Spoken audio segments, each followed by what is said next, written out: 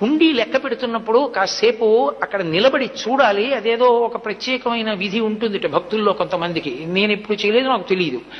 అలా ఉంటుంది అని చెప్పి నన్ను పిలిచారండి. పిలిచి కొంతసేపు నేను ఆ సేవ చేసిన తర్వాత, అలా చేసిన వారికి దర్శనం ఉంది బాబు అని లోపలికి తీసుకెళ్లి దర్శనం చేయించి పంపించారు.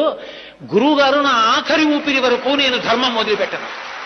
నాకు అర్థమైంది, ధర్మాన్ని 6 నెలలు పట్టుకుంటేనే నన్ను అనుగ్రహించిన స్వామి నా జీవితాంతం పట్టుకుంటే నన్ను గుండెల్లో పెట్టుకుంటాడు.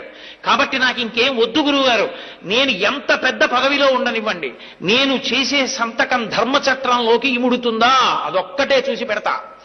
నేను బతికితే ధర్మానికే బతుకుతున్నానా, నేను శరీరం వదిలిపెట్టేస్తుంటే ధర్మానికి వదిలిపెట్టేస్తున్నానా, ఇదే నా జీవితానికి పరీక్ష.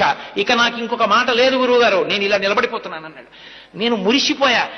ఇన్ని గంటలో నా శ్వాస ఖర్చు పెట్టే ఉపన్యాసానికి ఒక్క పిల్లాడికి అందింది.